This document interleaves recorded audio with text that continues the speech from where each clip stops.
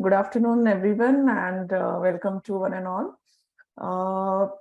Today we have a second session in the contact lens series. So today we have hydrogels and silicone hydrogels as a topic. Today's speaker and panelists needs no introduction basically, because as everybody know them well, but still I would like to take a privilege of introducing them. Today we have Mr. Prasad Sawant, who will be briefing us on hydrogels versus silicone hydrogels topic. So when it comes to practice, this is a typical question what normally people go with. Before I start my presentation, I would like to acknowledge a few people and the organization where they have some or other part in presenting this session. First is the Optometry Council of India. Thank you, Ayakal, Nilesh sir.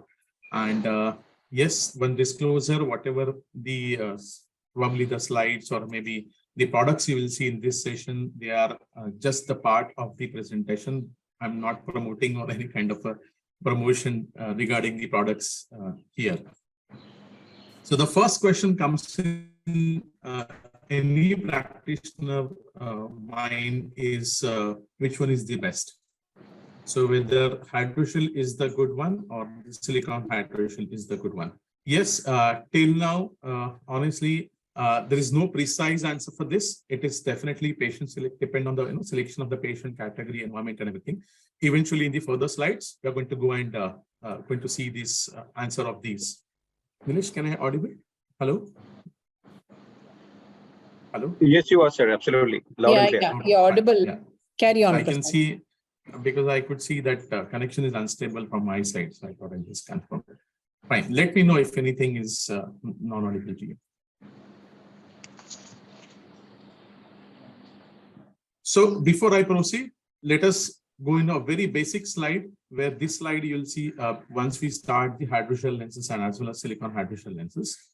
Hydrogel is the name itself gives the definition. Hydro means anything which is soft in the nature, like a sponge. You put it in the water, it will absorb and take whatever the water inside the molecules of that particular material, and it will remain the hydrophilic in the nature.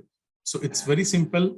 Whereas the silicone hydrogel is like a sponge probably covered on the rubber kind of a thing, where if you put in the water, only some part of the sponge will get moisture and the inside the rubber kind of a material will remain kind of hydrophilic. Then we need to do some kind of a surface treatment or some other treatment to make it the entire surface as a hydrophilic.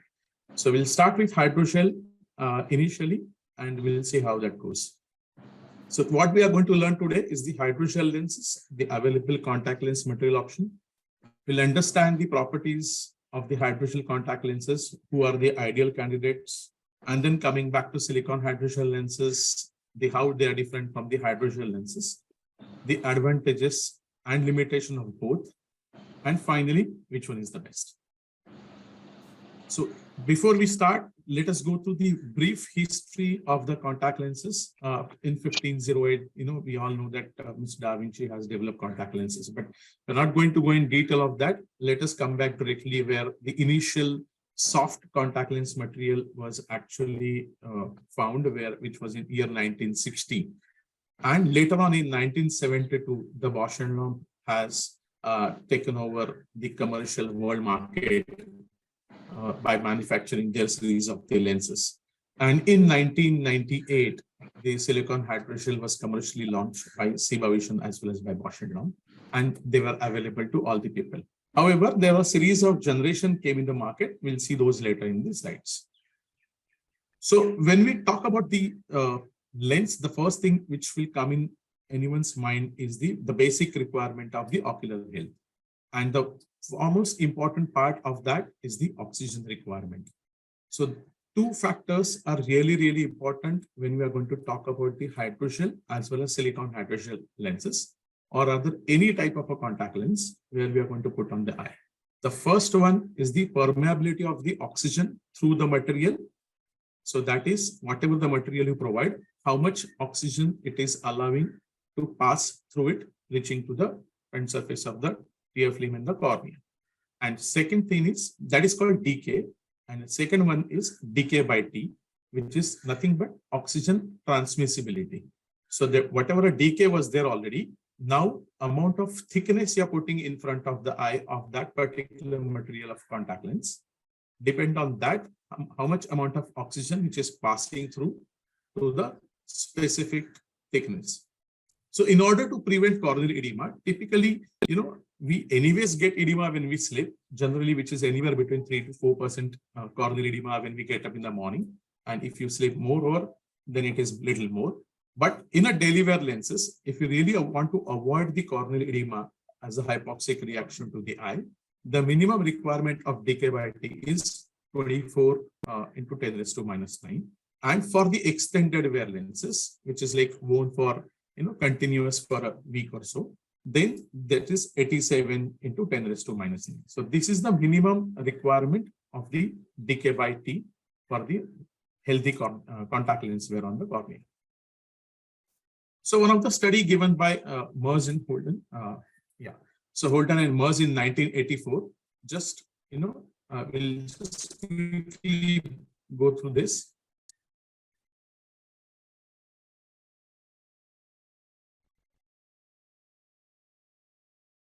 So so what they said is decay by T, which is typically 4%, and what overnight swelling is about. And decay by T, if you want to keep it less than 3.5%, minimum requirement is 107.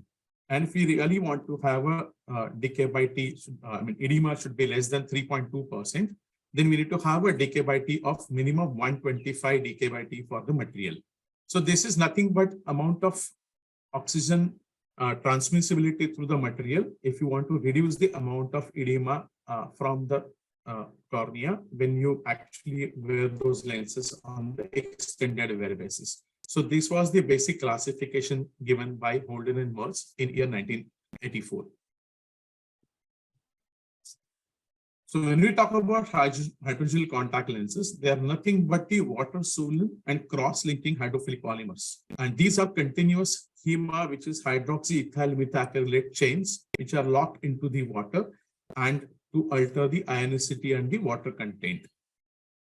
So what are the typical characteristics of this material? They are flexible, they are oxygen permeable, and the fluid transmissible. So they're having a good amount of water content. They're extremely comfortable, and depend on the amount of water, you can recommend whether they can wear for 8 to 10 hours or more than 12 hours, depending on the water content. We'll see that classification now in the next slide. So FDA, Food and Drug Association, for the contact lenses given the classification, which has 4 groups formed, and these groups are a very simple one. They are depend on the water content and the ionicity. So if you look at the first group, which is the low water content, which has any material which is a less than 50% water content, called low water content, and the material is non-ionic. That means that material is not easily going to attract the deposits on the surface of the lens. The second classification is the high water content, which has more than 50% water content, and the material still remains as a non-ionic.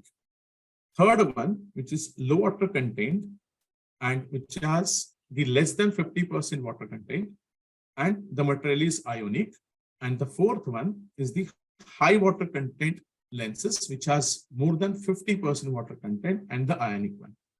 So majority of the hydrogel disposable lenses are in the market, except few ones fall presently into the high water content lenses.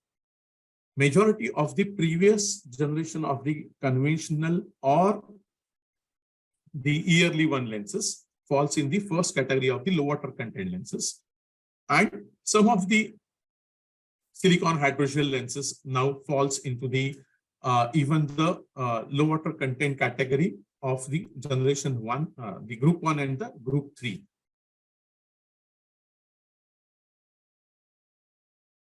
So if you look at the classical example, the material wise of the FDA classification, which is the hydrogel silicon hydrogel combined example, you can see the typical polymicron lenses, which were the yearly or conventional ones, fall into the low water content non-ionic group. Whereas the alpha silicon A, which is we typically commonly use as a monthly disposable toric lenses of the Bosch & Lomb, which is soft lens 66 toric or so, that falls in the non-anic high water content. So instead of having good high water content, they are the non-anic one. And the third category, which typically falls for the silicon hydrogel lenses, which is Balafilcon A, which is the pure vision earlier. And the fourth category is the ionic and the high water content, which are the monthly disposable hydrogel one, which is Etafilcon A, typically the Acu products. Then coming back to manufacturing of those hydrogel lenses, we are not going in detail of those, but typically there are three categories where the old traditional method was a lathing, second one is the spin casting, and the third one is the cast molding. So majority of the hydrogel lenses are now manufactured either with the spin casting, but moreover now they are shifted with the cast molding because it's the mass production, and at a time they have millions of lenses manufactured. So what are the advantages of the hydrogel lenses? They are absolutely comfortable on the eye. They are kind of a jelly form. The moment you put into the eye, they get easily adapted. And when we talk about the advantages of hydrogel soft lenses, we actually compare them initially with the GP lenses, because from GP lenses, the soft hydrogel lenses was the evolution. So whenever we compare the soft lenses, we initially compare them with the GP one. So compared to GP, they're absolutely comfortable. They're easily adaptable. There are lower incidence of overwear syndrome or spectacle blur because they have a good amount of oxygen passing through them. Oxygen transmissibility is good. You won't see any corneal staining if the recommended wearing hours has been followed and the care and maintenance has been perfectly maintained well. People do not see flare or a kind of a halos because of the low chances of hypoxic reactions. And like typically what people feel, the foreign body particle sensation or the losing of the lens sphere, which is typically not, these are conditions which are not generally found in the soft contact lenses, the hydrogel one, of course. Yeah, the corneal sensitivity reduce only slightly, and that too, if you do overwear, then that's possible. But for the occasional wear, these are one of the best ones because the adaptation is too fast. So even that's why the daily disposable initially, when they came in the market, they were easily adopted by the consumers. Yes, for the bandage lenses, for the therapeutic one, this was the typical format has been used earlier, and now people have shifted more on the silicon hydrogel lenses because of the oxygen transmissibility. Yeah, they are economic and they are the disposable ones with the limiting disposition. We'll see the varying modalities later in the slides. The cosmetic options are available and they really good for the sports people, where they know in the saccadic or rapid movements, the lenses won't move from the place and they don't fall out. So when you talk about the limitations of the soft contact lenses, yeah, if they are not fitted well, and if the ocular examination has not been done well, initially, they can have a poorer subjective vision. Yesterday, Nilesh sir has already spoken about the correction of the astigmatism with the toric lenses. If that has not been taken care of, the poorer subjective vision is reported and the variable vision is there. People have the initial handling issues and then increased breakage and tearing of the lens is possible. The lens deteriorate with the age. That's why the yearly and the conventional lenses nowadays are getting eradicated from the market. They have the limited lifespan. So more and more the wearing modality has been changing and the disposability is coming in the market. Yeah, you need to really disinfect them because these are being hydrophilic in the nature. When they comes in a contact with the non-required water or if the places are not hygienic, if hands are not clean, the bacteria contamination will be possible in these lenses where the material itself become a host for them. And we cannot use the fluorescein patterns or fluorescein examination on these, or you cannot use the pharmaceuticals where the preservative-based drugs has been advised. So these things are the limitations in the soft hydrogel lenses. Also, the environmental challenges are there. If you have a dry weather or the humidity is too low in your practice area or on your work environment, you definitely get the end of the day. You definitely get the end of the day dryness and end of the day discomfort. Evaporation is typically seen in the group 4 lenses, and those are the typical monthly disposable hydrogel lenses, where end of the day, the amount of water, the material starts losing into the air, and to maintain that integrity of the material, the lens starts sucking the water from the tears. But at end of the day, the tear production also goes on low, and the material also starts losing the water into the environment. So that this condition is called evaporation. So evaporation is nothing but typically, water is getting vaporized into the air. Evaporation is water is getting evaporated from material where there's already water in it. So with that, people typically complain with the end of the day discomfort. Many of the hydrogel patients come back and say, morning, I feel really good. But at end of the day, I'm not that great with these lenses. So, and sometimes, you are fail to understand what is exactly happening, because in follow-ups and all, whenever you see morning time, these patients are doing really well, lenses on the eye, they're comfortable. And typically you can find out these patients are on weekends, they are really comfortable, because on weekends, they are having a mix of environment and they're not typically sitting in front of the air conditioned atmosphere or on the devices. Conjunctival congestion, another sign of the end of the day discomfort, where you can see the circumferential congestion or the active blood vessels, and then all these end up with the complications because of the limited amount of oxygen transmissibility because of the dry eye and poor tear lens exchange. So what typically these patients complaints of end of the day pain, dryness, discomfort, and redness. So if you do not, consider these signs and symptoms and do not shift, if you do not do any kind of action on those, this patient end up in, dropping out the lens material or lens wearing modalities. And that's why, we are actually using out a big chunk of patients saying that lenses are not comfortable to, because the practitioners here are actually failing to identify and overcome those challenges at the end of the day, what they are facing it out. Third, the basic complications you can see, if not amount of oxygen is reaching to the cornea is not enough, then typically vascularized cornea, you can see the papillary conjunctivitis or even giant papillary conjunctivitis as the reaction to the protein or lipid built up on the lens surface, and the conjunctival ingestion, and sometimes as a hypoxic reaction, you have a stromal endothelial disturbances. So what are the expectations from the typical soft contact lens? They should provide the high quality of the stable vision. They should stabilize perfect centrally on the eye. They should maintain the stable surface tear film, sorry. And there should be a minimal of physiological disturbances. They should conform to the anterior eye with the blink. There should be a good movement, adequate movement, and the lens should move anywhere between, a 0.3 to 0.5 millimeter with the blink, so that the good tear exchange will clear out the debris and the oxygen transmissibility will be good. They should cover the cornea in all 360 degrees. There should not be any kind of exposure of the cornea, so that there'll be a desiccation or exposure to the cornea may have the staining on the cornea, will have a dry eye complications, and it should be completely comfortable during that recommended wearing hours. So whatever the duration of the required wear, whether it is a daily wear or the extended wear, it should be really comfortable to them.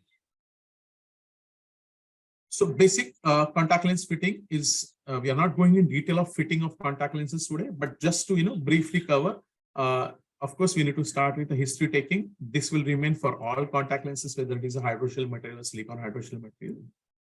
Of course, general ocular, the baseline measurements with the ocular examination, you need to find out the temporary and permanent contraindication for the contact lenses if there are any. Measurements, yes, the back optic zone radius we need to finalize by taking the keratometry measurements with the help of either keratometer or with the automated keratometry. The total diameter nowadays, anyway, most of the lenses are the brand based and their parameters are really fixed. We have hardly any choice of changing the total diameter. And the power range availability, you should be all aware of the number of parameters available with particular company. There are two ways to fit. One is diagnostic and second one is empirical. So diagnostic is nothing but using a trial lens, put it on the eye, do all the fitting characteristics, look at the lens. If everything goes well, then you can order the actual boxes. However, nowadays, most of the brands, most of the lenses, that doesn't require. You can directly go with the empirical fitting. That means do all the bring the examination measurements and directly open the boxes and you can start fitting the lenses on the eye. So if you take a simple example, if we have measured the keratometry, which is 7.6 and 7.55, first we need to find out which one is steep and which one is flat. Since this is in a millimeter of the curvature, then the flatter is the higher value, which is 7.6. HVID is nothing but the horizontal visible iris diameter, whatever you see on the eye, which is the corneal measurement on the horizontal line, which is measured by 11.5. So example, the spectacle refraction is 6.5. What you need to do is you need to take the flatter measurement, which is the 7.6, and on an average, you can add 0.8 millimeter into the whatever the flattest reading, which is 7.6 here. Once you add that, somewhere 8.4 base is your standard base curve from which you can actually select the first soft lens and calculate the spectacle prescription. If it is more than ±4, you need to take a vertex distance calculation in account. Depend on the whatever the back vertex distance you use, 12, 13 and all. Most of the company provides you the fixed chart to calculate the back vertex power of the lens. And then you can select those. Total diameter plus 2 millimeter is the typical diameter of the lens, which is anywhere 13.5. If you have no option of 13.5, the closest possible, which is 14 or 14.2, whichever is available, you can actually go with that. And after calculation of your back vertex distance, your myopic prescription will come down as from 6.5 to 6. If it is the plus 6.5, it will go on the higher side, which is somewhere around 7. So this way you can simply calculate for whether it is hydrogel or silicone hydrogel. So commonest complication, what we typically see in the soft hydrogel lenses, one is the corneal staining, end up with corneal desiccation also sometimes. This is typically nothing but diffuse punctate staining. If the lens is too dry and patient is overwearing, or if the lens is absolutely deposited, or the modality has been recommended to monthly disposable, but patient has not thrown the lenses after a month, or even the overall ocular dryness is there and patient is still continue using this. Typically, this patient comes with the complaint of photophobia, pain, redness, watering, and the light sensitivity. Once you remove the lens, if you stain, classical example of diffuse punctate staining is this. You need to wait till it gets resolved. Patient has to be on lubricant for longer duration. You need to observe them. If everything goes well, to find out the basic reason behind it, and then you refit these patients. If it is a dryer related or ocular dryness issue, then you can shift these patients on the silicone hydrogel category. Or if even with this condition you find with silicone hydrogel category, you need to check whether it is fitting related issue, where the mechanical irritation between the lens and the cornea, which is happening. You need to change the base curve, the brand modality, and you need to re-examine and refit these patients. Conjunctival redness typically could happen because of the initial toxic response to the care and maintenance solution, as well as even the dryness related issues. You need to find out the preliminary cause behind it and resolve it accordingly. Papillary conjunctivitis is nothing but the adverse reaction under the upper tarsal conjunctiva, and this is nothing but the reaction of the lens deposits and mechanical irritation between the lens surface and the upper tarsal conjunctiva. So this immunosuppressant response, which is actually seen by the tarsal conjunctiva, and automatically this patient comes with the decreased wearing hours, sticky discharge, pain, and these patient reports sometimes, even if it is a higher grade or giant papillary conjunctivitis, this patient even comes back with the mild ptosis as well. So try to find out the baseline cause and resolve those. Epithelial microsis again is the early hypoxic condition. Vascularization and neovascularization is a classical condition where typically high myopic patients, when they are using the conventional yearly lenses, anywhere between -10 to 20 or somewhere, you classically see these kind of conditions on their eye. And the overall result of the corneal hypoxia, if you take the specular microscopy measurements, you can see the typical endothelial polymegathism on these patients. The corneal endothelium shows the structural changes on the endothelial cells. So that was all about the hydrogel category of the lenses. Let us shift to the silicon hydrogel lenses, where in the same hydrogel kind of a material, silicon channels has been mixed so that the amount of oxygen transmissibility will increase 3 to 6 times on the larger size, and the patient will have a more and more amount of oxygen through the lens material. At the same time, these silicon channels will block the per-evaporation of the hydrogel molecule, which is the water molecule, and the patient will not get, typically this patient doesn't get an end of the day discomfort or the dryness. At the same time, if patient is already facing issues with the corneal hypoxia, end of the day discomfort, or vascularization, you can see that drastic improvement on those patients with the silicon hydrogel lenses over hydrogel lenses. So you need to, as I said earlier, you need to find out the baseline cause, and if you can shift these patients from hydrogel to silicon hydrogel, there's a drastic improvement in the patient's response. So what is exactly silicon hydrogel lenses? They are more bound water than hydrogel lenses. They are absolutely kind of a no per-evaporation because all the silicon channels locks the water molecule. So automatically no contact lens induced dryness at the end of the day. They are extremely high oxygen transmissibility compared to hydrogel lenses. And there are a lot of various treatments we need to make on the surface of the lens to shift this material from hydrophobic to hydrophilic, because silicon is basically kind of a rubber material and it is a hydrophobic in nature. So we need to make sure that that hydrophobicity doesn't remain on the front surface of the lens, so that there should not be a lens and lid interaction, or even the wettability issues. So that there are a lot of surface treatments or the internal treatments, internal weighting agents has been incorporated on these lenses where they make the surface from hydrophobic to hydrophilic.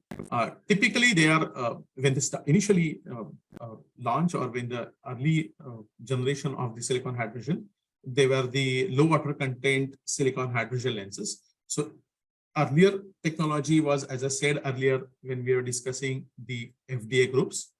So low water content is anything less than the 50% water content, and high is anything above 50% water content. But that was all fair about the hydrogel lenses. When we talk about hydrogel lenses, high water content provides high amount of oxygen, and low water content provides low amount of oxygen transmissibility. Whereas in silicon, even with the low water content lenses, even with the water content which is less than 50%, because of the silicon monomer added into the material, we can have a high amount of oxygen transmissibility. In fact, it is much, much better than what it was in the hydrogel category. So easier lens handling is also better than the hydrogel lenses, because the group 4 hydrogel lenses were the thin, high water content, initially were really difficult to handle when patient started shifting from the conventional yearly lenses. When they shifted on group 4 lenses, they came with lens tear or handling issues, and you need to really train them again for adaptation or handling ease. So silicon hydrogel for neophytes, they are really, really great because they're easier lens handling because of the modulus or stiffness of the lens material. But at the same time, every material has their own advantages and the limitations. Similarly, silicon has the more and more lipid interaction and the attraction of the lipid deposits, making the surface kind of little hydrophobic. So that's why the surface treatments came in the market to make those lenses more and more comfortable, even at the month end, if they are monthly disposable lenses. Slide is not really clear. I was actually trying to find out, but I think you can see that. There's a typical FDA proposed classification of the silicon hydrogel subdivision. They are considered as a group 5, and they are actually depend on the generation launch. They are fitted into this category. So low water content, non-ionic are the surface treated lenses, which is the typically early generation lenses. Then the low water content, non-ionic, non-surface treated hydrophilic monomer containing lenses. Then the group 5 B2, which is actually low water content, non-ionic, non-surface treated with semi-interpretation network containing lenses. Then came group 5, which is the second and third generation lenses, where the high water content and non-ionic lenses. And finally, now ionic material found out between both low and high water content lenses. So if we look at the typical generations, let us go back to generations and and then we come back. So typically these are the first generation silicon hydrogel lenses. So when they are launched in the market, there are a lot of oxygen, but the lenses were really stiff because they are thick and modulus. There was, kind of, they are not getting properly 100% wettable. So, people were getting little difficult to adapt. But what were the positives from there? Where they are for the extended wear. Because these lenses were high amount of oxygen transmissibility. These lenses were, we were supposed to hoping for the good amount of oxygen for the long wearing hours. And the negatives was, definitely the microbial keratitis rate, we were supposed to look at that should get low, but it wasn't get affected. And we could get the contact lens related papillary conjunctivitis reemerge because of the interaction between the lens and lid surfaces. Also, there were initially the solution compatibility issues. People were not really aware which type of solution will go with which type of silicon hydrogel material. And also the parameters were limited.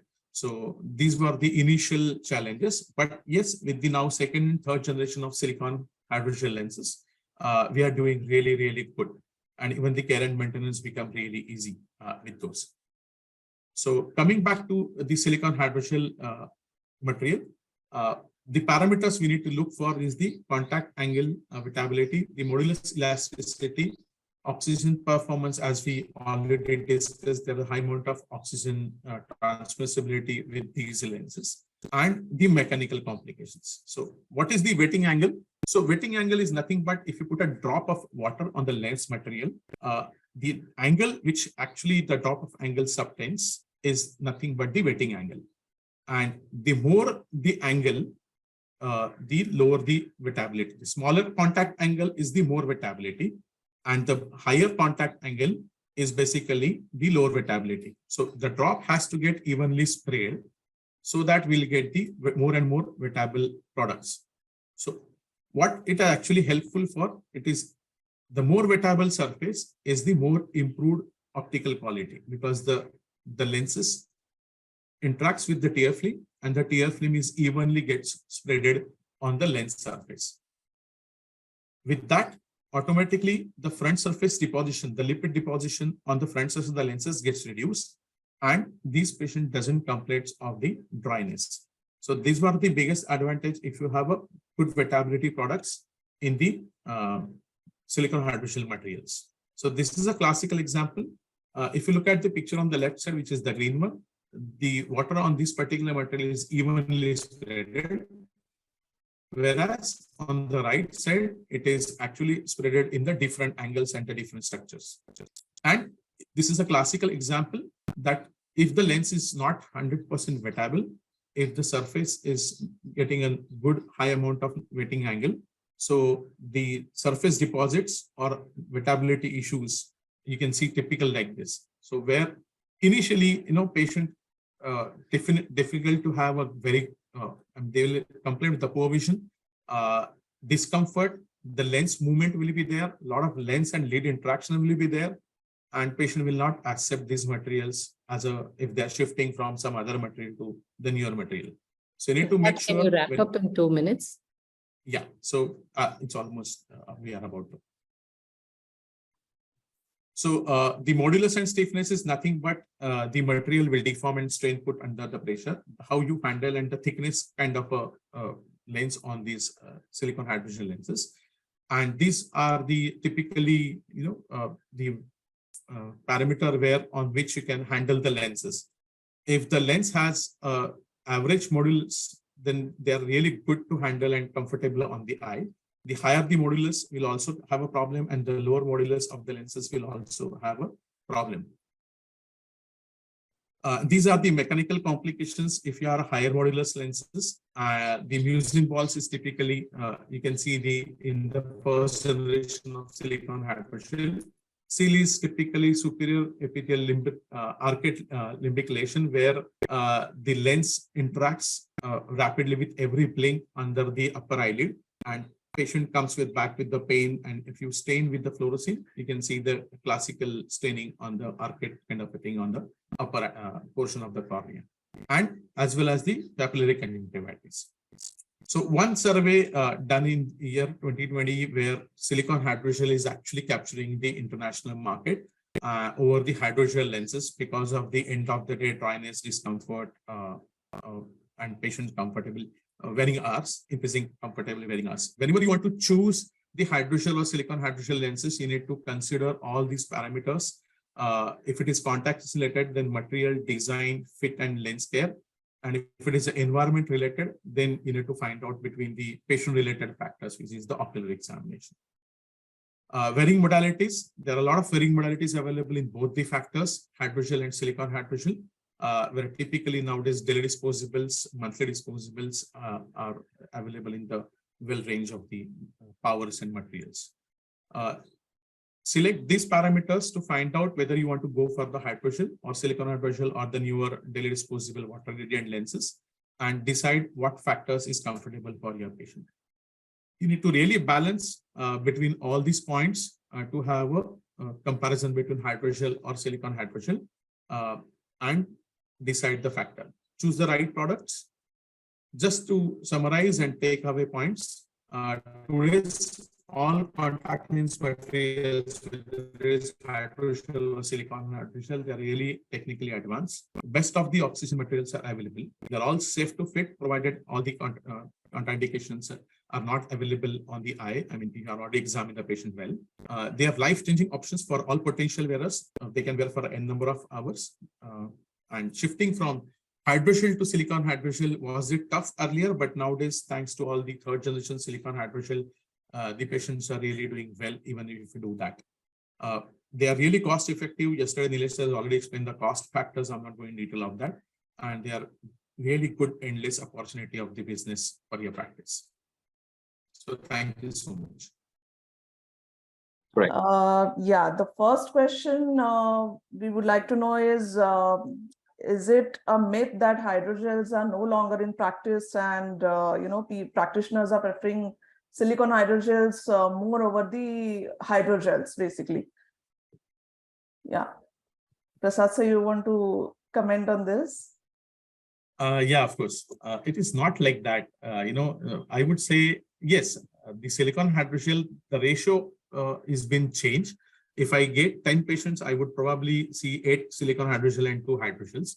But it is not like that they're getting eradicated.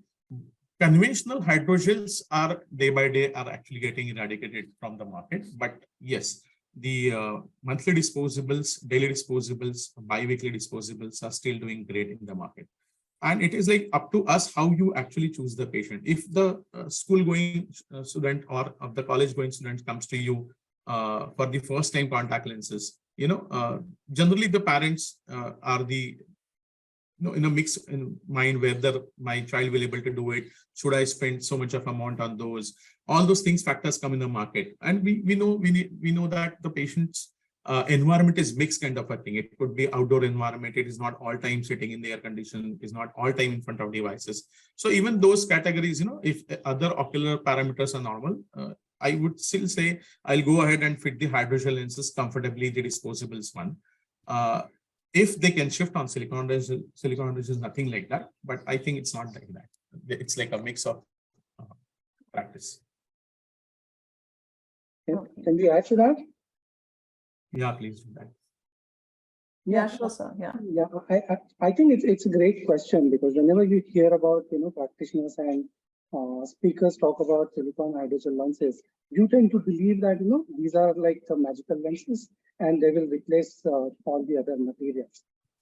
Definitely, these are very good lens materials. There's no question about that. But that doesn't mean that they will completely replace the other materials. Even if you look at the international prescribing trends, in last 20 years, the silicone hydrogel have reached almost 60-65% of the total fits in around 23 to 24 markets. So that's quite high. If you look at the Indian data, I think it's close to around 33 to 35% now. It used to be around 20 to 25%, let us say, in the last decade. So it's definitely increased, no doubt about that. But if you look at what the patient requires, not every patient may require silicone hydrogel lenses. Hydrogel lenses today are also very, very good. And if you become patient-centric, if you see the patient's requirement and what is ideal for the patient, hydrogel lenses will definitely have a role to play. So it's not like all patients are required to be fitted with silicone hydrogels. You need to look at the requirements. If someone has long wearing hours, if someone has evaporative kind of issues, because silicone hydrogel generally tend to hold water more compared to hydrogels. Generally, yeah, this is a very generic sentence. So those patients may get benefited with these lenses. But someone who's not wearing lenses for too many hours and is an occasional wearer and so on, there is definitely a place for hydrogel lenses as well. Thank you so much, sir. Next question is, how does factors like climate, work environment affect the decision to choose the material of soft contact lenses? I think one person has the question regarding, can we wear the lenses in a minus temperature? So, Nilesa, would you like to elaborate on that? Yeah, so I already answered that in the chat and I'll add to that. You can wear, the short answer is yes, you can, because the moment you put a lens on the eye, it kind of becomes an extension of a body part, right? So it takes up very close to the surface temperature of the eye and it starts behaving like that. Just 1 minute, Nilesh, before you proceed. Your voice is getting a bit, this thing, is it only me or all others also? No, it's slightly less. Yeah, so I think maybe without headphone, maybe better, Nilesh. It is not very clear. It is little bit like as though it is mumbling is happening.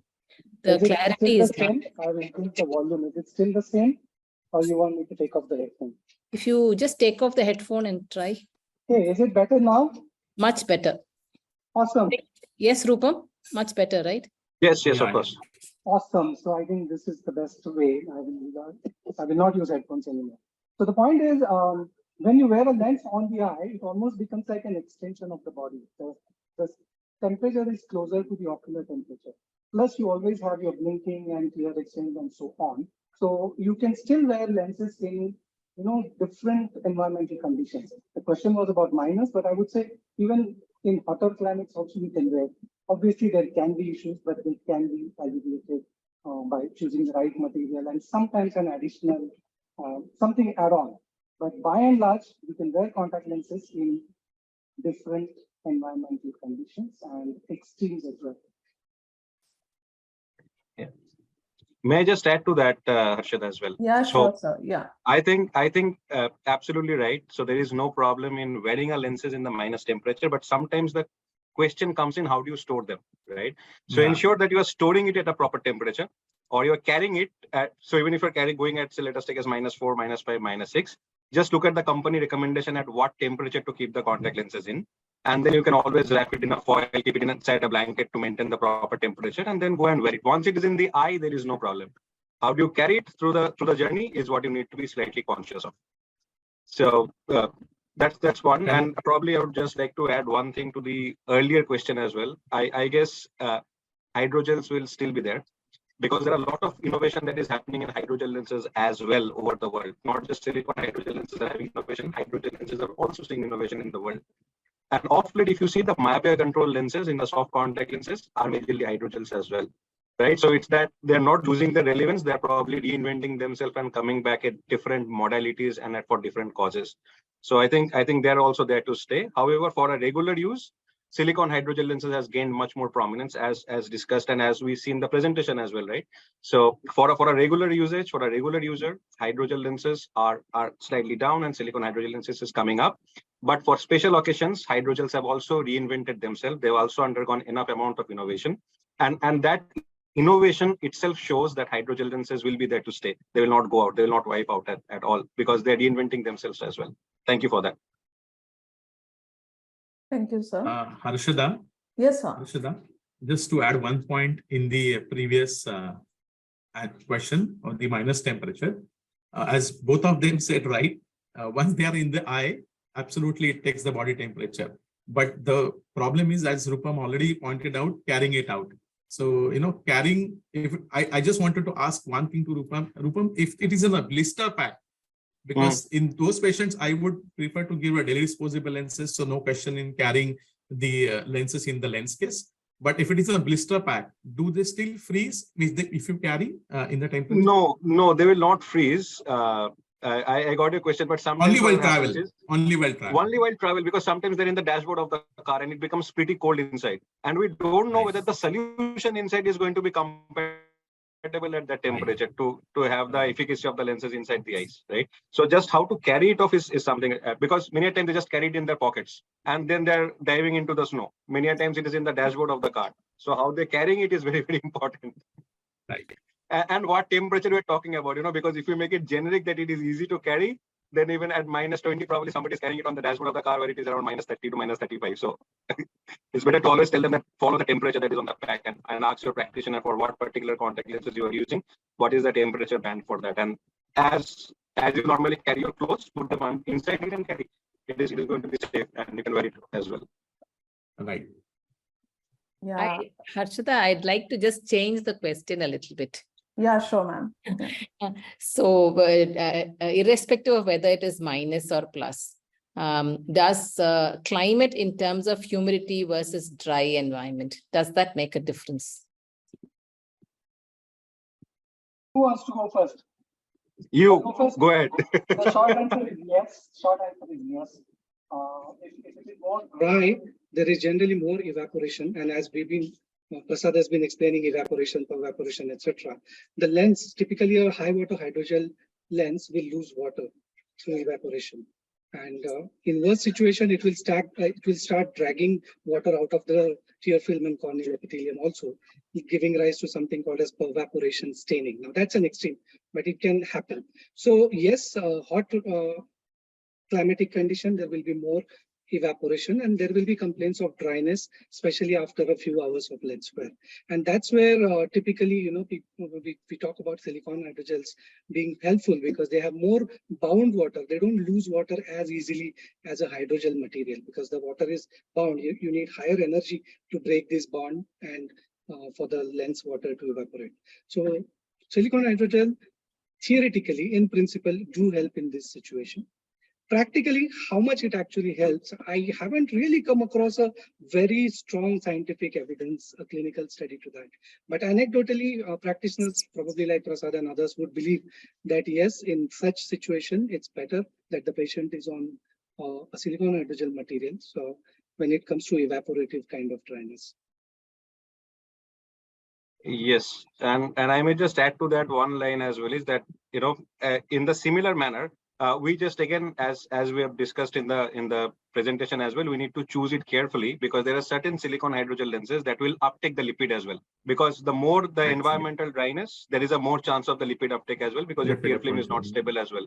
So that needs to be said. But modern contact lenses, modern soft contact lenses are extremely forgiving and they're taking care of the tear film in a huge way. So I guess if you are choosing something latest, that is there. Sorry. Crack हो रही है तेरी. अभी आ रहा है? अभी better. Can you hear me now? So the part of it is, I'll probably repeat myself one more time. There are certain times when lipid deposit happens more on a dry environment, or if you're on the on the outdoors for a longer duration of time. But modern silicon hydrogel lenses from all the companies are extremely good. So they take care of the tear film properly as well. So you can, so from the pervaporation rate and so you should choose a modern silicon hydrogel lenses compared to that of a very older type of silicon hydrogel lenses, which normally attracts a lot of lipid on the top if you are spending a lot of time in a dry atmosphere as well. And there are 1 or 2 studies to show that as well. Thank you, sir. Okay, thanks, Rupal. Thank you, sir. There's one interesting question in the chat box. Should there be a specific solution for the silicon hydrogel separately? You know, as currently all the solutions are for hydrogels and silicon hydrogels both. Yeah. Yeah, I think, can I answer yeah, that? Because sure, I sir, clicked sure. on that. Yeah. Fine. So, yeah, I mean, luckily we have that facility now available. At least I would prefer to give the hydrogen peroxide to all my patients, irrespective whether it is hydrogel or silicon hydrogel. Because of the complete chemical disinfection, my patients are really safe. So yes, if this is available facility with you, go ahead and start giving the hydrogen peroxide to each and everyone. If not, then you need to check the material property or solution properties, ingredients of the material available in the market. Whoever is compatible. I mean, there are various studies you can find out online who has which material is compatible with which particular brand and all. But however, I know that there are certain solutions are available where compatible with all hydrogel and silicon hydrogels very comfortably. And if you just want me to name those, it's, as I said, I am not recommending or promoting any brand.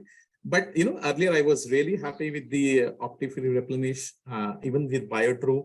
BioTrue is something like which is doing really excellent with both of these materials. So, you know, this is really going well. And hydrogen peroxide, it was available earlier with Alcon, and now it is available with Bosch and Easy Set. But these things are really available in the market. We need to make most use of it, and you know, we need to keep our patients safe and happy. So just quick addition, I think Prasad nailed it. Hydrogen peroxide seems to be the gold standard. Works with almost all all types of contact lenses. Initially, we used to have this problem. I think the last I heard about a solution-related issue being discussed openly at a on a large forum was around 2016, 2017. In last 6 years, After we that, haven't yeah. even discussed No, this because we are not seeing these problems anymore. So the solutions have also evolved along with the contact lens materials, and the solutions that Prasad named seem to be doing really well with hydrogels as well as silicon hydrogel materials, because they have done enough clinical studies on patients with different lenses, and they've kind of, have found that sweet spot now that these solutions do work well with both the materials. And just now there is a point coming up which is very, very important, that the digital rubbing is very important with multi-purpose solution in silicon hydrogel lenses, because we've been talking about lipid deposition. They attract more of lipid deposits, and the easiest and the best way to remove lipid deposits is actual digital rubbing. So thanks for that point, whoever has mentioned that. Nilesh, Yeah. sir. Nilesh is helping Nilesh. Nilesh is helping Nilesh. Yeah. You know, actually, he pointed out rightly, but I realized I'm taking this point as a taken for granted. You know, I thought people, when we say multi-purpose, people will definitely rub it, but he actually nailed it. He pointed out very rightly. People also are lazy, right? People being people, they are very lazy in rubbing lenses. So as a practitioner, I think it's important that we do recommend, advise, and during follow-ups also do emphasize that you do rubbing. Rub and rinse. Yeah, Harshada. Yeah, on a lighter note, it is sometimes also that mera naya lenses hai. If I rub it, it might become older faster. So new lenses is much lesser rubbing than at the end of the month. हाँ, नया lenses है, साफ नहीं करना, खराब हो जाएगा, जल्दी scratch आ जाएगा. क्यों ज़्यादा rub करके खराब करना, right? Disposability कम हो जाएगा. Yeah, thank you so much, sir. We'll take the next question. How will we compare bi-weekly hydrogel lenses or monthly silicone for a disciplined patient? Which one? I mean, it's like if the patient is quite disciplined in his wearing and carrying process. So how does it affect that if he is wearing bi-weekly hydrogel or the monthly silicone hydrogel? Rupam, you want to answer or should I go ahead? Please go ahead, sir. I'll add after you. तो दोनों Okay. Single निकाल के दूसरे को strike दे रहे.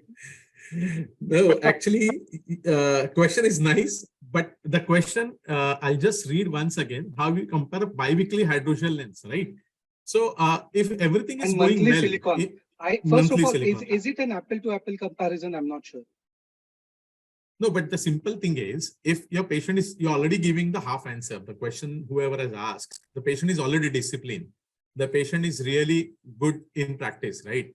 If the patient is really doing well, and if you couldn't see any signs, symptoms of the discomfort at the hydrogel lenses on biweekly basis, why you want to shift that patient for the silicone hydrogel? That is my first answer. Because silicone hydrogel is not for everyone. See, please understand everyone here. Silicone hydrogel is not the Bhagwan nahi hai wo. It is not Brahmastra. You know, it is not for everyone. It is only for those who need it. And we are the people who are going to actually identify the people who require silicone hydrogel. So if patient is already doing well, I don't see any reason to shift that patient on the silicone hydrogel. That is one. And second, if you want to shift, if everything goes well, as Rupam has already pointed out, third generation silicone nowadays are extremely comfortable as almost compared to the regular hydrogel one. And you can always do it better for your patients. That's not a problem. I think you nailed it, Prasad. During our earlier discussions, we were thinking of modality versus material. I think here when we discuss nailed it. So whether it be silicone hydrogel or hydrogels, I think our first lens of choice, if affordable by people, has to be daily disposables. Be it hydrogel Absolutely. or silicone hydrogel. Yeah. And probably, yes, it is absolutely. So normally the monthlies or bi-weeklies are just a guideline by the companies. The hidden line inside it is as per practitioner's recommendation, right? So you might even want to discard a bi-weekly at 7 days, or you might even want to discard a monthly at a bi-weekly pace. So it's as per the practitioner's discretion, because what you see in the eye, what you find in the eye, how is the lens interacting with the eyes. So patient's discipline is one part, but how the lens works in the eye is another part, and it depends on that. How frequently you want to dispose those lenses of. And also, if you look at clinical evidence, there's nothing much to choose between biweekly and monthly, to be very honest. And if you are already on a shorter or more frequent replacement schedule, why do you want to increase it to longer? You generally tend to do the reverse. From a longer replacement schedule, you bring it to shorter, quicker replacement schedule. So I think that summarizes the answer.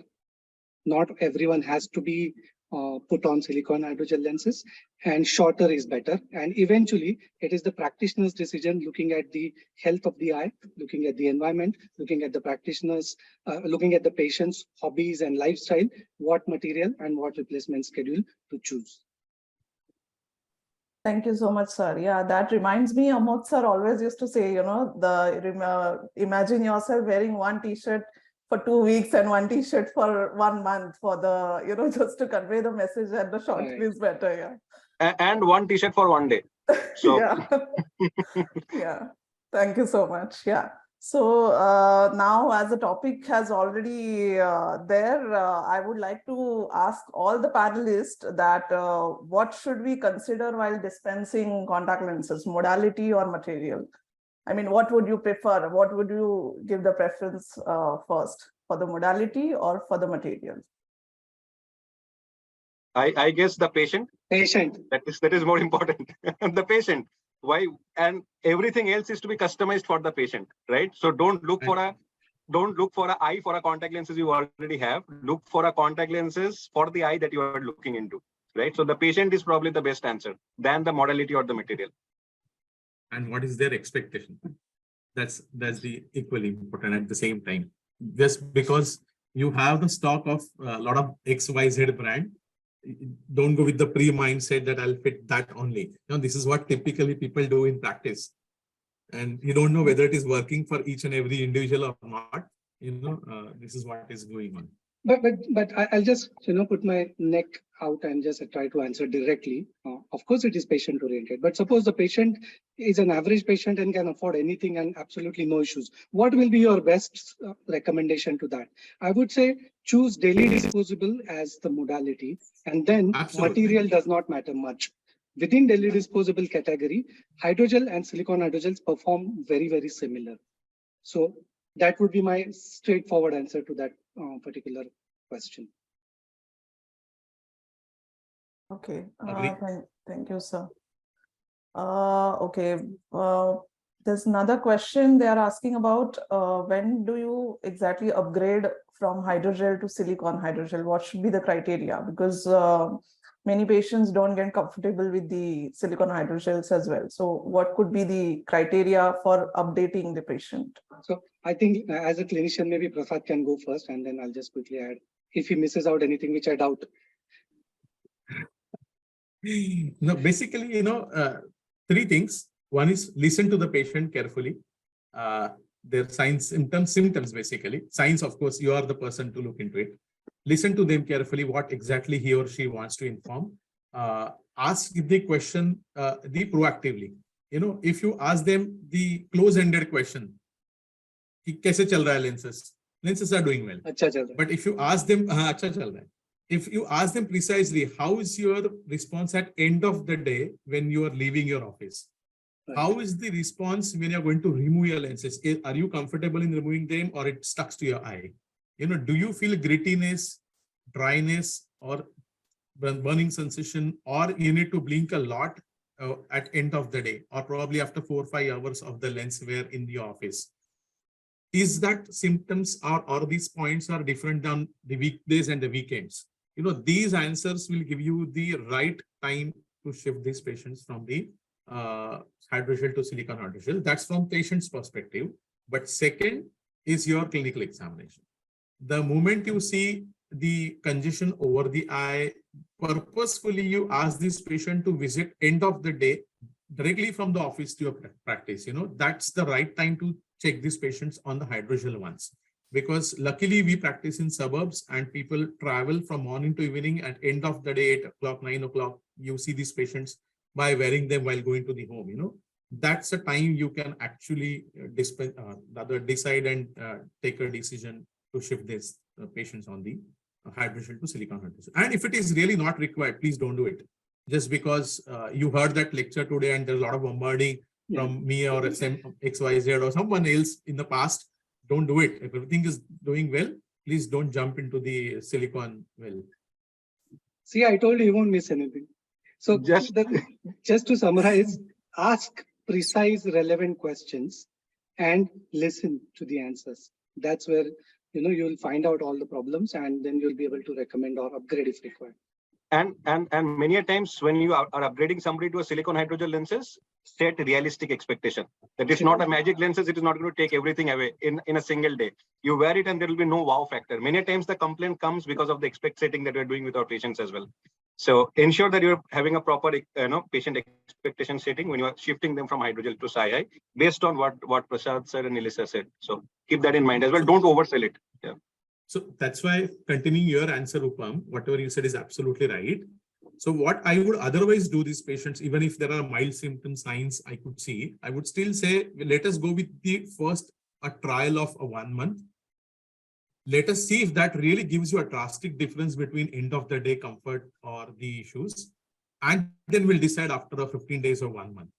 Let us not, as you say, don't suddenly give a realistic expectation. So let them experience and decide. Let them wear and then decide. Fair enough. I have a problem with the word upgrade. Unless and until there is a problem, why would you shift the patient? Correct. And why do you call changing from hydrogel to silicone hydrogel as an upgrade? Upgrade will be if the patient has a problem. It is not that silicone hydrogel is, somewhere there, like what Prasad said, Brahmastra. That is I think, right word to use. And hydrogels are like, one bichara somewhere. Lesser mortals. So it is not like that, I think. Of course, it was like that earlier. When the silicone hydrogels were introduced, it was. But I think with time, hydrogels have also evolved. So using the word upgrade, you need to use the word upgrade only if the patient has a problem, I think. Otherwise, and if you're not using a latest hydrogel lenses as well. Yes, latest generation of hydrogel lenses. Yeah, that yes. I agree. Yes, Ro. And you may upgrade within the hydrogel category also. Yeah. That's required. That is right. Within the hydrogel category as well. Yes. Okay. I think There was one question from Mr. Savan Kumar somewhere. Yeah, Savan Yadav. I think he asked that question yesterday, if I'm not wrong. He was saying that on the question. Yeah. So that's Yeah. I So, but responded. I think both of these Fitting is session was again. not included for the fitting, if I'm not wrong. That's why even I didn't included any fitting related slide, because otherwise it will take a long time. Fitting of hydrogel, fitting of silicon hydrogels. I think fitting they might consider in future series probably, and then they'll get back to you, Mr. Yadav. Yeah, can we take Lakshmi ma'am last question? Yeah, okay. One Yeah. more.